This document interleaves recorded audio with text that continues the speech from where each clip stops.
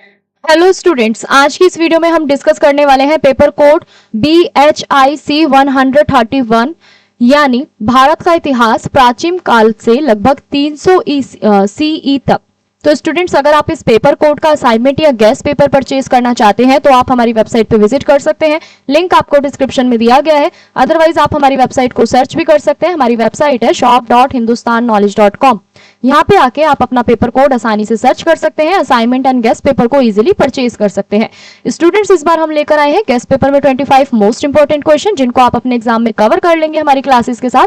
तो आप भी अपने एग्जाम में 90+ स्कोर आसानी से कर सकते हैं। इसके साथ साथ आप हमें व्हाट्सएप पे भी कॉन्टेक्ट कर सकते हैं। हमारा व्हाट्सएप कॉन्टेक्ट नंबर आपको वेबसाइट पे दिया गया है। आप हमें डायरेक्ट व्हाट्सएप पे भी कॉन्टेक्ट करके असाइनमेंट एंड गेस्ट पेपर को इजीली परचेज कर सकते हैं। और डिस्क्रिप्शन में दिए गए हमारे टेलीग्राम लिंक को ज्वाइन करना मत भूलिएगा। तो चलिए स्टार्ट करते हैं आज की वीडियो को, जिसमें हम डिस्कस करने वाले हैं पेपर कोड BHIC 131। तो स्टूडेंट्स, यहाँ पे आपका जो पहला प्रश्न रहने वाला है वो ये है कि प्रारंभिक भारत में जैन धर्म के उदय तथा उसके विकास का परीक्षण कीजिए। तो बेसिकली हमें यहाँ पे क्या बताना है कि जो आपका प्रारंभिक भारत में जो आपका जैन धर्म जो था, इसका उदय कैसे हुआ और इसका विकास कैसे हुआ। तो चलिए समझते हैं। तो जैन धर्म जो है ना, वो भारत का सबसे प्राचीन धर्मों में से एक है। इसका विकास आपका वैदिक काल के उत्तरार्ध में ही हुआ था। तो 6ठी शताब्दी ईसा पूर्व में जब समाज में धार्मिक कर्मकांड, यज्ञों तथा आपका जो जाति भेदभाव का जो प्रभाव बढ़ रहा था, तब आपका जो जैन धर्म था ना, इसने एक सरल, नैतिक और अहिंसक जीवन का जो मार्ग था उसे प्रस्तुत किया था। तो जैन धर्म ने भारतीय संस्कृति, दर्शन और समाज पर अपना क्या डाला, एक गहरा प्रभाव डाला। तो बेसिकली हम यहाँ पे क्या पढ़ने वाले हैं, जैन धर्म के बारे में पढ़ने वाले हैं इस प्रश्न के अंदर। तो देखो, जैन धर्म जो है ना, वो आपका सबसे प्राचीन धर्मों में से एक माना जाता है, क्योंकि इसका विकास भी हम कब से देखते हैं, वैदिक काल के उत्तरार्ध से ही देखते हैं, यानी आपका 6ठी शताब्दी से, 6ठी शताब्दी ईसा पूर्व से। तो जब आपका जो समाज जो था ना, समाज में आपके जितने भी धार्मिक कर्म कांड जो थे, वो यज्ञ जो थे, जो आपकी जो जाति भेद जो थे, इसका प्रभाव धीरे धीरे समाज में बढ़ रहा था। तो जो जैन धर्म है ना, जैन धर्म हमें क्या सिखाता है, एक सरल, नैतिक और अहिंसक जीवन हमें सिखाता है। यानी हम अपने जीवन में किस तरीके से अहिंसा के मार्ग पर हम चल सकते हैं और नैतिकता को किस तरीके से उसका पालन कर सकते हैं। तो जैन धर्म ने ना भारतीय संस्कृति, दर्शन और समाज के ऊपर ना बहुत एक गहरा प्रभाव डाला। तो चलिए थोड़ा डिटेल में समझते हैं। अगर हम बात करें यहाँ पे जैन धर्म के उदय की, तो देखो, जैन धर्म जो है ना, जैन धर्म की जो परंपरा है, इसके अनुसार आपके 24 यहाँ पे तीर्थकर हुए। ठीक है। प्रथम जो आपका तीर्थकर जो था वो क्या था, ऋषभ देव इन्हें माना जाता है। तो जबकि आपके जो अंतिम जो थे ना 24वें तीर्थकर, उन्हें महावीर स्वामी वो थे। ठीक है। तो महावीर स्वामी का जो आपका जो जन्म था वो कब हुआ, 1999 ईसा पूर्व में वैशाली के निकटतम कुंड ग्राम में हुआ। तो उन्होंने ना 30 वर्ष की आयु में अपना जो घर था ना, इसको त्याग दिया था और फिर क्या करने लगे, वो कठोर तपस्या करने लगे। और 12 वर्ष के बाद उन्हें यहाँ पे क्या मिला, कैवल्य ज्ञान, यानी आपका सर्वोच्च ज्ञान की यहाँ पे उन्हें प्राप्ति हुई। तो उन्होंने ना बाद में अपने उपदेशों का क्या करा, धीरे धीरे प्रचार करा। तो महावीर स्वामी ने यहाँ पे लोगों को क्या सिखाया, लोगों को सत्य, अहिंसा, असत्य यानी चोरी ना करना, ठीक है, अपरिग्रह यानी संपत्ति का मोह ना रखना और ब्रह्मचर्य का यहाँ पे पालन करना। ये सारे संदेश यहाँ पे आपके महावीर स्वामी जी ने दिए। तो इनके जो उपदेश थे ना स्टूडेंट्स, वो इतने सरल भाषा में थे कि इसे आम जनता भी ना आसानी से पढ़कर उसे समझ सकती थी, उसे स्वीकार कर सकती थी। ठीक है। तो अब हम ये समझते हैं कि जो देखो, जैन धर्म जो था ना, इसके पीछे के कारण क्या थे, इसके उदय होने के क्या कारण थे। तो देखो, यहाँ पे पहला जो आपका क्या कारण है कि वैदिक धर्म में जितने भी आपके बढ़ते कर्म कांड थे, यज्ञ थे, इससे क्या हो रहा था, लोगों में असंतोष उत्पन्न हो रहा था। पशु बलि, हिंसा का विरोध धीरे धीरे क्या हो रहा था, समाज में बढ़ता जा रहा था। समाज में जो आपकी जाति व्यवस्था थी वो और भी ज्यादा कठोर हो गई थी। तो व्यापारियों और नगरवासियों को ना एक ऐसे धर्म की आवश्यकता थी जो सरल और व्यवहारिक भी हो। तो महावीर स्वामी का जो यहाँ पे व्यक्तित्व था ना, महावीर स्वामी का व्यक्तित्व और उनके जितने भी नैतिक जो आपके उपदेश जो थे, वो लोगों को क्या करते थे, आकर्षित करते थे। तो इसी वजह से यहाँ पे जो आपका जैन धर्म जो था ये उदय हुआ। वहीं अगर हम बात करें इसका विकास कैसे हुआ, तो देखो, जैन धर्म का जो विकास है ना, वो महावीर स्वामी के बाद उनके जो अनुयायी थे ना, जैन धर्म के व्यापक उन्होंने क्या करा, प्रचार करा। यानी महावीर स्वामी के बाद इनके जितने भी अनुयायी जो थे, इनके जो शिष्य हम कह सकते हैं, वो जो थे, इन्होंने क्या करा, ज्यादातर जैन धर्म का यहाँ पे प्रचार करना शुरू कर। और ये जो धर्म था ना आपका, विशेषकर आपका बिहार, उत्तर प्रदेश, राजस्थान, गुजरात, कर्नाटक और तमिलनाडु में धीरे धीरे फैल गया। तो समय के साथ ना जैन धर्म में यहाँ पे आपको 2 प्रमुख संप्रदाय में यहाँ पे विभाजित हो गया। यानी जैन धर्म को भी यहाँ पे 2 संप्रदायों में क्या करने लगा, यहाँ पे विभाजित कर दिया गया। तो पहला आपका संप्रदाय कौन सा था, दिगंबर संप्रदाय। ठीक है। दिगंबर संप्रदाय में क्या होता था कि दिगंबर साधु जो होते थे ना, वो वस्त्र धारण नहीं करते थे, वो सिर्फ आपकी कठोर तपस्या पे ही बल देते थे। वहीं अगर हम बात करें श्वेतांबर संप्रदाय की, तो यहाँ पे जितने भी आपके श्वेतांबर साधु जो थे ना, वो सिर्फ सफेद वस्त्र पहनते थे और अपेक्षाकृत जो उनका जो उदार नियमों का वो पालन करते थे। तो कई राजाओं ने ना जैन धर्म का संरक्षण भी उन्हें दिया, ठीक है, जैन धर्म का संरक्षण किया है यहाँ पे कई राजाओं ने। विशेषकर आपके इनमें से एक थे विशेष रूप से जो आपके चंद्रगुप्त मौर्य थे ना, चंद्रगुप्त मौर्य ने जीवन के अंतिम वर्षों में भी क्या करा, जैन धर्म को अपनाया। तो दक्षिण भारत में जो आपका गंग, राष्ट्रकूट और होयसाल शासकों ने क्या करा, जैन धर्म को यहाँ पे प्रोत्साहन दिया। तो जैन धर्म के अनुयायियों ने क्या करा, आपका जितनी भी आपकी साहित्य थी, कला थी, ठीक है, साहित्य कला और आपकी जितनी भी वस्तुओं कला का जो क्षेत्र था ना, उसमें भी अपना बहुत महत्वपूर्ण योगदान दिया। तो इनके जितने भी ग्रंथ होते थे ना जैन धर्म के, वो ज्यादातर आपका प्राकृतिक भाषा में लिखे हुए होते थे। तो राजस्थान का जो आपका माउंट आबू स्थित जो एक मंदिर जो है, ठीक है, दिलवाड़ा मंदिर, और कर्नाटक में जो आपका गोगमटेश्वर जो प्रतिमा जो है, ये सब क्या है, हमारी जैन काल की एक उत्कृष्ट उदाहरण यहाँ पे मानी जाती है। तो स्टूडेंट्स, वहीं अगर हम बात करें इस प्रश्न के निष्कर्ष की, तो निष्कर्ष से हमें क्या समझ में आता है कि प्रारंभिक भारत में ना जो जैन धर्म जो है, इसका उदय क्या हुआ, सामाजिक और जो आपका सामाजिक जो था, जो धार्मिक असंतोष जो था ना, इसकी वजह से हुआ। तो महावीर स्वामी के जितने भी उपदेश थे, उपदेशों ने लोगों को अहिंसा, सत्य, नैतिक जीवन का यहाँ पे मार्ग दिखाया। अपनी सरल शिक्षाओं और राजकीय संरक्षण और प्रभावी प्रचार के कारण जो आपका जैन धर्म था, वो बहुत तेजी से यहाँ पे व्यापक रूप से उसका क्या हुआ, विकास हुआ। भारतीय संस्कृति, साहित्य, कला और दर्शन के क्षेत्र में भी इसका हमें योगदान जो था ना, वो अत्यंत महत्वपूर्ण रूप से देखने को मिला। तो जैन धर्म आज भी भारत की धार्मिक और सांस्कृतिक विरासतों में से एक महत्वपूर्ण अंग यहाँ पे माना जाता है। तो इस तरीके से हमने समझा कि जो आपका जैन धर्म जो था, वो भारत में किस तरीके से उसका उदय हुआ और किस तरीके से जो है उसका विकास हुआ। तो अब अगर हम बात करें अगले प्रश्न की, तो अगला प्रश्न आपका क्या कहता है कि मौर्य साम्राज्य की जो प्रशासनिक व्यवस्था है ना, इसके ऊपर चर्चा कीजिए। तो मौर्य जो साम्राज्य है, ये प्राचीन भारत का पहला विशाल और संगठित साम्राज्य था। इसकी स्थापना किसने की थी, चंद्रगुप्त मौर्य ने की थी, लगभग 322 ईसा पूर्व में, ठीक है। तो मौर्य शासकों विशेषकर आपका चंद्रगुप्त मौर्य, बिंदुसार, अशोक ने एक मजबूत यहाँ पे क्या करी, प्रशासनिक व्यवस्था जो थी इसको विकसित करा, जिसके कारण जितने भी आपके बड़े साम्राज्य थे ना, वो सफलतापूर्वक चल सके, यानी संचालित हो सके। तो मौर्य प्रशासन के बारे में जितनी भी हमें जानकारी मिलती है, वो कौटिल्य के अर्थशास्त्र से मिलती है और मैक्सथनीज की जो इंडिका जो है पुस्तक, ठीक है, इससे भी मिलती है। वो अशोक के जितने भी अभिलेख हैं, वो भी हमें इस प्रशासनिक व्यवस्था या हम कह सकते हैं इस काल के बारे में भी क्या करते हैं, जानकारी देते हैं। वहीं अगर हम पहले पॉइंट की बात करें स्टूडेंट्स यहाँ पे, तो आपका पहला पॉइंट क्या है कि केंद्रीय प्रशासन। तो मौर्य साम्राज्य में आपका केंद्रीय प्रशासन कैसे था, तो देखो मौर्य साम्राज्य में ना जो आपका राजा था, वो ही यहाँ पे क्या माना जाता था, सर्वोच्च अधिकारी होता था। वहां प्रशासन, न्याय, सेवा और विदेश नीतियों का जो प्रमुख था, ठीक है, राजा ही यहाँ पे क्या होता था, जितना भी आपका प्रशासन है, न्याय है, सेना है, विदेश नीतियां है, इन सबका वो प्रमुख था। तो राजा की सहायता से क्या होता था कि जितने भी आपके मंत्री हैं, जितने भी अधिकारी हैं, ठीक है, अधिकारियों को भी यहाँ पे एक परिषद होती थी, तो जिन्हें हम क्या बोलते थे, यहाँ पे मंत्री परिषद कहा जाता था। यानी जितने भी आपकी मंत्री हैं और अधिकारी है, इनके लिए भी एक क्या बनाई गई, मंत्री परिषद यहाँ पे बनाई गई। तो इसमें आपके मुख्य अधिकारी जो थे ना, वो निम्नलिखित रूप से थे। पहला था आपका मंत्री। तो मंत्री जो था ना, वो शासन संबंधित आपको सलाह देता था। वहीं दूसरा क्या था आपका पुरोहित, यानी जितने भी आपके धार्मिक कार्य थे, उनके लिए यहाँ पे ये परामर्श करता था। सेनापति की बात करें तो यहाँ पे सेना का भी ये क्या था, प्रमुख था सेनापति। वही समाहर्त की बात करें तो जितना भी आपका टैक्स वगैरह होता था ना, उसको कलेक्ट करने के उसको कलेक्ट करने वाला जो अधिकारी होता था ना, उसको हम क्या बोलते थे, यहाँ पे समाहर्त बोलते थे।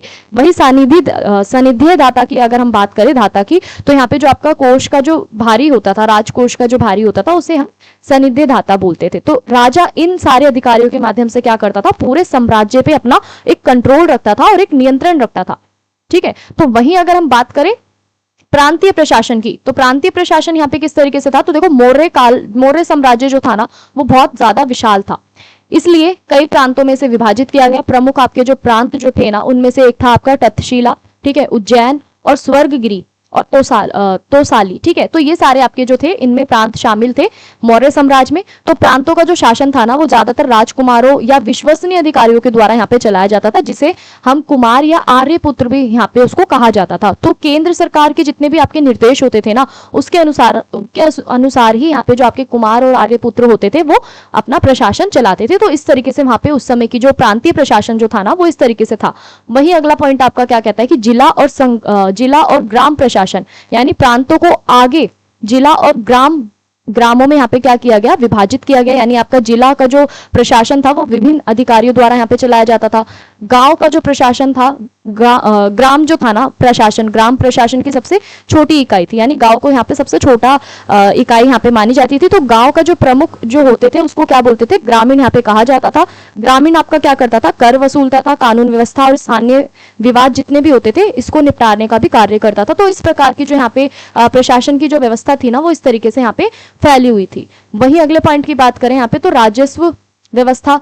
यहाँ पे राजस्व व्यवस्था कैसी थी कि मौर्य प्रशासन की जो आय थी मुख्यतः आपकी भूमि कर पर निर्धारित थी। किसानों से उनकी जो उपज थी लगभग उसका 6वां भाग जो था वो यहाँ पे लिया जाता था। राज्य की आय के भी अनेक यहाँ पे हमें स्रोत देखने को मिलते हैं। वो कौन कौन से हैं, पहला है आपका व्यापार कर, ठीक है, दूसरा है आपका सीमा शुल्क, तीसरा है आपका कारखानों से प्राप्त आय, चौथा है जंगल और चाराओं से आय, और जुर्माना और दंड। तो राज्य व्यवस्था जो थी ना आपकी वो बहुत ज्यादा सुव्यवस्थित थी। अधिकारियों के द्वारा यहाँ पे नियमित रूप से जो आपके टैक्स थे वो कलेक्ट किए जाते थे। तो इस तरीके से हमें यहाँ पे जो व्यवस्था है वो देखने को मिली। वही अगर हम बात करें अगले पॉइंट की यानी न्याय व्यवस्था की, तो यहाँ पे अगला पॉइंट आपका जो था ना न्याय व्यवस्था की, तो स्टूडेंट्स अगर हम बात करें यहाँ पे तो राजा जो होता था ना वो सर्वोच्च न्यायाधीश होता था। तो न्याय देने के लिए ना विभिन्न आपके स्तरों पे यहाँ पे न्यायालय उस समय में स्थापित होते थे। ठीक है, तो अगर हम इसको थोड़ा सा डिटेल में समझे तो यहाँ पे जितने भी आपके छोटे विवाद होते थे ना उसे स्थानीय स्तर पर सुलझाए जाते थे, और बड़े मामले जो होते थे उसे उनका निर्णय कौन लेता था, यहाँ पे उच्च अधिकारी लेते थे और राजा के द्वारा यहाँ पे लिया जाता था। तो अपराधों के लिए भी यहाँ पे आपके जितने भी कठोर दंड थे उनको अपनाए जाते थे। कानून व्यवस्था जो थी आपकी वो यहाँ पे क्या रहे, व्यवस्थित बनी रहे। ठीक है, तो अगर हम बात करें अगले पॉइंट की सैन्य प्रशासन की, तो देखो सैन्य प्रशासन की अगर बात करें तो मौर्य साम्राज्य की जो सेना थी ना वो उस समय की इतनी शक्तिशाली सेना में से एक थी। तो इसने अपनी सेना को क्या करा, यहाँ पे 4 भागों में बांट दिया। पहली थी आपकी पैदल सेना, दूसरी थी घुड़सवार सेना, तीसरी थी आपकी रथ सेना और चौथी थी हाथी सेना। तो सैन्य प्रशासन जो था ना मौर्य काल का वो सबसे ज्यादा शक्तिशाली माना जाता था, क्योंकि इसने यहाँ पे अपने 4 भागों में सेना को बांटा हुआ था। तो सेना जो थी ना यहाँ पे सेना के संचालन के लिए यहाँ पे आपकी अलग अलग जो समितियां थी और जो अधिकारी थे वो यहाँ पे नियुक्त किए जाते थे। ठीक है, इससे आपका जो साम्राज्य था वो सुरक्षित रहता था। अब वही बात करें गुप्तचर व्यवस्था की, तो देखो मौर्य प्रशासन की सबसे महत्वपूर्ण विशेषता क्या थी कि गुप्तचर यानी जासूसी व्यवस्था भी इसको हम कहते हैं। तो गुप्तचर जो थे ना वो राज्य के जितने भी भाग होते थे ना उनकी सारी क्या लेकर आते थे, इंफॉर्मेशन यानी सूचनाएं लेकर आते थे, और वो क्या करते थे, राजाओं को भेजते थे। तो इससे आपके जितने भी प्रशासनिक भ्रष्टाचार होते थे, विद्रोह होते थे, अपराध होते थे, इन सबके ऊपर कंट्रोल यहाँ पे रखा जाता था। तो इस तरीके से यहाँ पे जो आपकी जासूस व्यवस्था थी वो भी हमें देखने को मिली। वही अगर हम इस प्रश्न के निष्कर्ष की बात करें तो निष्कर्ष क्या कहता है कि मौर्य साम्राज्य की जो प्रशासनिक व्यवस्था है ना ये बहुत ज्यादा आपकी संगठित थी, केंद्रित थी और प्रभावी थी। तो राजा, मंत्री परिषद और आपका प्रांतीय प्रशासन, राजस्व व्यवस्था, न्याय प्रणाली, सेना और गुप्तचर तंत्र ने मिलकर क्या करा, इस साम्राज्य को ना बहुत ज्यादा मजबूत बनाया। और यही कारण था आपका जो मौर्य साम्राज्य था ना, मौर्य साम्राज्य प्राचीन भारत में सबसे सफल और शक्तिशाली साम्राज्यों में से एक माना जाता है। तो इसकी जितनी भी आपकी प्रशासनिक व्यवस्था थी ना इसके बाद भारतीय शासकों के लिए भी ये क्या थी, एक आदर्श के रूप में ये प्रस्तुत हुई। तो इस तरीके से आपका ये जो मौर्य साम्राज्य था उसके बारे में हमने जाना। अब हम बात करें अगले प्रश्न की, यानी दक्कन में जितने भी आपके प्रारंभिक राज्य थे उनका गठन किस तरीके से हुआ, हमें ये संक्षिप्त में बताना है। तो देखो दक्कन की अगर बात करें यानी आपका दक्षिण भारत का जो मध्य भाग था उसे हम यहाँ पे क्या बोलते थे, दक्कन बोलते थे। तो भारतीय इतिहास का सबसे महत्वपूर्ण क्षेत्र रहा है। ये क्षेत्र जो था ना वो नर्मदा नदी के दक्षिण से लेके आपका कृष्णा, तुंगभद्रा नदी तक यहाँ पे फैला हुआ था। तो प्राचीन काल में ना अनेक आपकी ऐसी जनजातियां थी, ऐसे किसानों के समुदाय थे और ऐसे व्यापारी जो आपके समूह थे ना वो रहते थे। तो समय के साथ जितनी भी आपकी खेती है, व्यापार है, राजनीतिक जो संगठन है, इन सबका क्या हुआ, धीरे धीरे विकास हुआ। विकास के कारण आपका जो दक्कन जो था ना, दक्कन में जितने भी आपके प्रारंभिक राज्य हैं धीरे धीरे वो भी बनने लगे, उनका भी गठन होना शुरू हो गया। तो इन राज्यों ने क्या करा कि दक्षिण भारत के जितने भी आपके इतिहास थे ना, जो संस्कृति थी, जो अर्थव्यवस्था थी, उनको एक नई दिशा दी। तो चलिए इसको थोड़ा डिटेल में समझते हैं कि किस तरीके से। तो देखो, प्रारंभिक राज्यों के गठन के कारण क्या थे कि सबसे पहला कारण है आपका कृषि का विकास। तो दक्कन में ना आपके लोह से संबंधित जितने भी आपके उपकरण थे ना, यानी लोहे से संबंधित जितने भी आपके टूल्स थे, इन सब का प्रयोग करके आपका खेती के अंदर विस्तार हुआ। जंगलों को साफ करके नई भूमि को यहाँ पे कृषि योग्य बनाया गया। कृषि उत्पादन बढ़ने से आपका अधिवेश जो था ना, अतिरिक्त जो उत्पादन था वो प्राप्त हुआ, जिससे आपके शासक और प्रशासनिक व्यवस्था को यहाँ पे बनाए रखना संभव हुआ। बाकी अगला पॉइंट आपका क्या कहता है, व्यापार और वाणिज्य का विस्तार। यानी आपका दक्कन क्षेत्र में ना, दक्कन क्षेत्र में आपका उत्तर और दक्षिणी भारत के बीच जो स्थित होने के कारण यहाँ पे जितना भी आपका व्यापार था ना, वो बहुत ज्यादा यहाँ पे इसको महत्वपूर्ण केंद्रक बनाया गया, क्योंकि यही से ना आपका ज्यादातर कपड़ा, मसाले, धातुएं, कीमती पत्थरों का सबसे ज्यादा यहाँ पे व्यापार होता था। तो इस व्यापार से जितना भी आपको यहाँ पे धन प्राप्त जो होता था ना, वो राज्यों के विकास कार्यों में यहाँ पे लगाया जाता था। वही नगरीकरण की बात करें तो यहाँ पे जो आपका व्यापार जो था ना, व्यापार और जो आपकी कृषि जो थी, व्यापार और कृषि के विकास के कारण यहाँ पे कई नगर जो थे उनका उदय हुआ। ठीक है, ये नगर जो थे आपके प्रशासन, व्यापार और संस्कृति के केंद्र बन गए। तो नगरों के विकास ने ना राजनीतिक सत्ता को भी यहाँ पे मजबूत किया, और राज्य निर्माण की जो आपकी प्रगति थी, इसको भी यहाँ पे क्या करा, राज्य निर्माण की प्रक्रिया को भी एक गति दी। तो जनजातीय संगठनों का परिवर्तन भी हमें देखने को मिला, यानी प्रारंभ में जो आपकी दक्कन में जितनी भी जनजातियां रहती थी ना, वो धीरे धीरे करके प्रमुख शक्तिशाली होते गए। ठीक है, उन्होंने अपने क्षेत्रों पर क्या करना स्थापित कर दिया, नियंत्रण यहाँ पे स्थापित करना शुरू कर दिया। तो इस प्रकार जितनी भी आपकी जनजातियां थी, वो संगठन, जनजातीय संगठन जो थे वो राज्य व्यवस्था में परिवर्तित होने लगे। वहीं अगले पॉइंट की बात करें तो यहाँ पे आपका जो सातवाहन राज्य जो था ना, इसका भी उदय हमें देखने को मिला। यानी दक्कन में आपके दक्कन में प्रारंभिक राज्यों में से सबसे एक महत्वपूर्ण क्या था, आपका सातवाहन वंश। तो इसका उदय जब हुआ लगभग पहली शताब्दी ईसा पूर्व में हुआ। सातवाहनों में आपका महाराष्ट्र, आंध्र प्रदेश, मध्य भारत के जितने भी बड़े बड़े हिस्सों पर यहाँ पे इसने क्या करा, शासन करा। तो सातवाहन शासक में आपका था सिमुख, गौतमी पुत्र सातकर्णी और वंशिष्ठ पुत्र पुलमावी। ठीक है, तो ये सारे आपके प्रमुख थे। तो गौतमी पुत्र जो थे ना आपके, वो शातकर्णी को सातवाहन वंश का सबसे ज्यादा शक्तिशाली जो था ना शासक, वो मानते थे। उन्होंने उनसे जितने भी आपके विदेशी जो शक थे ना, इनको यहाँ पे शक्तियों से उन्होंने पराजित किया और राज्य का भी इन्होंने विस्तार करा। वहीं इस समय जो आपका प्रशासन था, जो शासन व्यवस्था थी, वो किस तरीके की थी, तो इसे समझे तो हम, जो आपका सातवाहन जो था ना, सातवाहन शासकों ने इसे संगठित प्रशासन जो था यहाँ पे विकसित करा। राज्यों को विभिन्न प्रांतों में यहाँ पे बांट दिया गया। स्थानीय अधिकारियों की यहाँ पे सहायता से यहाँ पे शासन चलाया गया। कर वसूली राज्य की आय का प्रमुख यहाँ पे स्रोत थी। तो सेना की जो शक्ति थी ना, वो ज्यादातर यहाँ पे सेना भी जो थी ना, वो राज्य की शक्ति से ही महत्वपूर्ण आधार थी। तो यहाँ पे अगर हम बात करें धर्म और संस्कृति का उदय कैसे हुआ, तो देखो दक्कन के अंदर जितने भी आपके प्रारंभिक राज्य थे ना, उनमें धार्मिक और सांस्कृतिक विकास को भी यहाँ पे प्रोत्साहन मिला। यानी सातवाहन शासकों ने बौद्ध धर्म, ब्राह्मण धर्म दोनों को ही क्या करा, यहाँ पे संरक्षण दिया है। तो इस काल में ना आपके जितने भी अनेक स्तूप थे, गुफाएं थी, धार्मिक स्मारक थे, वो बनवाए गए। तो अमरावती और नासिक के जैसे जितने भी आपके केंद्र है ना, वो आपके कला और संस्कृति के लिए यहाँ पे आज के समय में भी क्या है, प्रसिद्ध है। वही अगर इस प्रश्न के निष्कर्ष की बात करें तो निष्कर्ष क्या कहता है कि दक्कन में जितने भी आपके प्रारंभिक राज्यों का जो गठन था ना, कृषि, व्यापार, नगरीकरण और जनजातीय संगठनों के विकास का ही परिणाम था। तो सातवाहन वंश ने इस प्रक्रिया को सबसे अधिक मजबूती प्रदान करी। इन राज्यों ने राजनीतिक स्थिरता, आर्थिक समृद्धि तथा सांस्कृतिक विकास को भी यहाँ पे बढ़ावा दिया। इसलिए दक्कन के जितने भी प्रारंभिक राज्य है ना, उनका भारतीय इतिहास में हमें बहुत ज्यादा महत्वपूर्ण स्थान देखने को मिलता है। वही स्टूडेंट्स अगर हम बात करें अगले प्रश्न की, तो अगला प्रश्न आपका क्या कहता है कि भारत की ताम पाषाणकालीन संस्कृतियों की मुख्य विशेषताएं कौन सी है। तो देखो, ताम पाषाण काल की अगर हम बात करें यहाँ पे, तो भारतीय इतिहास की सबसे महत्वपूर्ण चरण माना जाता है, जिसमें मनुष्य ने क्या करा कि आपके पत्थरों से औजार बनाने के साथ साथ आपके तांबे का भी इन्होंने क्या करना शुरू कर दिया, उपयोग करना शुरू कर दिया। तो ये काल आपका 3000 ईसा पूर्व से 1000 ईसा पूर्व के बीच का माना जाता है। तो इस समय में आपकी जो कृषि है, पशुपालन है, स्थायी बस्तियां हैं, सामाजिक संगठन है, इन सबका विकास हुआ। तो भारत में जो आपका मालवा और आहाड़, जोरवे, कायथा तथा आपका जो इनाम गांव जो है, इन सब में आपका ताम पाषाणकालीन संस्कृतियां हमें प्रमुख रूप से दिखाई देती हैं। इन संस्कृतियों ने ना भारतीय सभ्यता के विकास में भी बहुत ज्यादा यहाँ पे क्या करा, महत्वपूर्ण योगदान दिया। तो चलिए अब इसको समझते हैं किस तरीके से। तो देखो पहले सबसे पहला पॉइंट क्या कहता है कि कृषि आधारित जीवन, यानी आपका त्राम पाषाण कालीन संस्कृतियों की सबसे बड़ी विशेषता यही थी कि इन्होंने यहाँ पे क्या करा, कृषि का विकास करा। लोग यहाँ पे गेहूं, जौ, चावल, बाजरा, दालें, तिलहन जैसी जितनी भी फसलें थी ना, इनको उगाते थे। तो खेती के लिए सरल उपकरणों का यहाँ पे प्रयोग किया जाता था।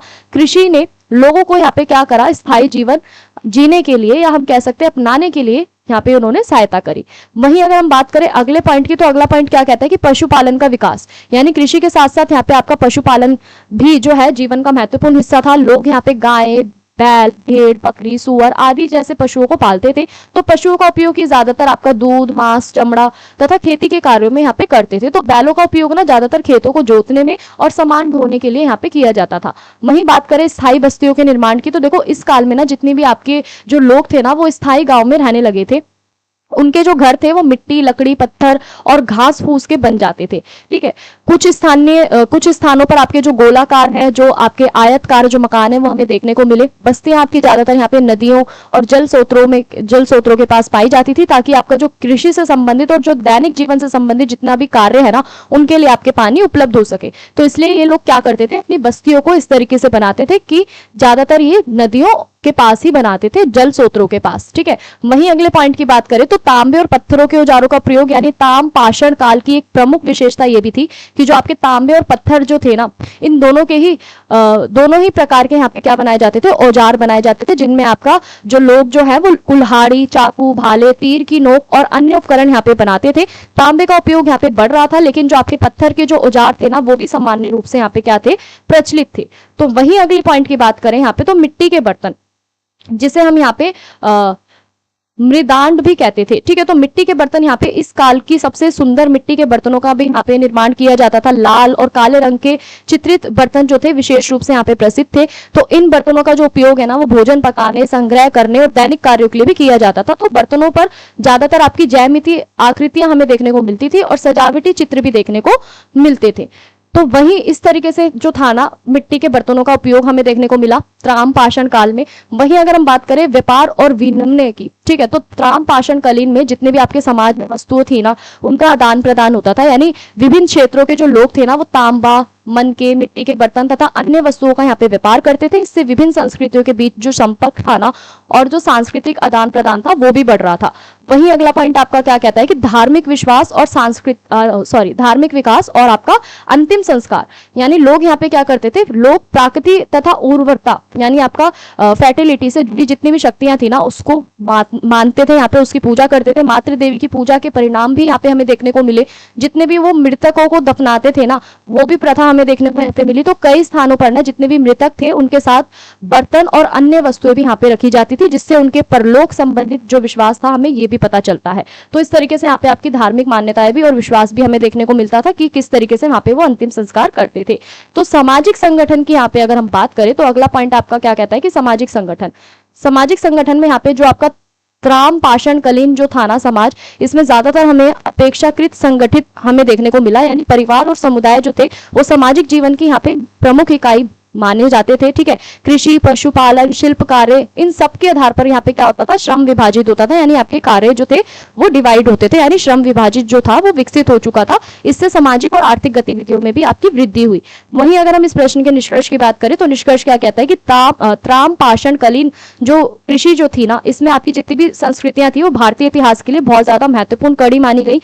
इनकी मुख्य विशेषताएं जो थी, कृषि और पशुपालन का विकास, स्थायी बस्तियों का निर्माण करना, तांबे और पत्थर के औजारों का यहाँ पे उपयोग करना, मिट्टी के बर्तनों का निर्माण करना, व्यापार तथा सामाजिक संगठन भी थी। तो इन संस्कृतियों ने आगे चलकर क्या करा कि लोहा युग और विकसित सभ्यता के उदय के साथ साथ यहाँ पे उदय की भी है क्या बन गई, आधारशिला बन गई। इसलिए आपका जो त्राम पाषाण काल जो है ना, वो भारतीय सभ्यता के विकास का एक महत्वपूर्ण चरण यहाँ पे इस तरीके से माना जाता है। तो यहाँ पे हमने क्या समझा स्टूडेंट्स कि आपका जो त्राम पाषाण कालीन जो संस्कृति थी ना, ये ज्यादातर जो कृषि जो थी ना, यहाँ पे जितनी भी आपकी भारतीय संस्कृति है उसमें सबसे ज्यादा ये मेन मानी गई। क्यों मानी गई? क्योंकि यहाँ पे ज्यादातर आपको कृषि, पशुपालन, इन सबका भी विकास देखने को मिला। बस्तियां भी यहाँ पे बनने लगी, तांबे के, पत्थर के औजार भी हमें देखने को मिले, बर्तनों के भी, जो मिट्टी के बर्तनों का जो निर्माण था ये भी हमें बढ़ता हुआ दिखा, व्यापार और सामाजिक संगठन भी हमें यहाँ पे बढ़ता हुआ दिखा। तो इस तरीके से संस्कृतियों ने आगे चलकर क्या करा कि जो आपका जो लोहा युग जो है ना, इसको और भी ज्यादा विकसित बनाया, और विकसित सभ्यताओं के उधार का ही उदय का ही एक आधारशिला ये मानी जाती है। इसलिए आपका जो ताम्रपाषाण काल जो है ना, वो भारतीय सभ्यता के विकास का एक महत्वपूर्ण चरण इसलिए माना जाता है क्योंकि हमें यहाँ पे सारी चीजें देखने को मिली। यहाँ पे आपका जो श्रम विभाजन जो था वो भी विकसित हो गया था, आर्थिक गतिविधियों में भी वृद्धि हुई, ठीक है, ज्यादातर समाज और अपेक्षाकृत हमें संगठित देखने को मिले, ठीक है। तो यहाँ पे आपका जो परिवार और जो समुदाय थे, इनका भी जो सामाजिक जीवन जो था ना, वो इन्हीं इकाइयों पर था। तो इस तरीके से हमें देखने को मिला।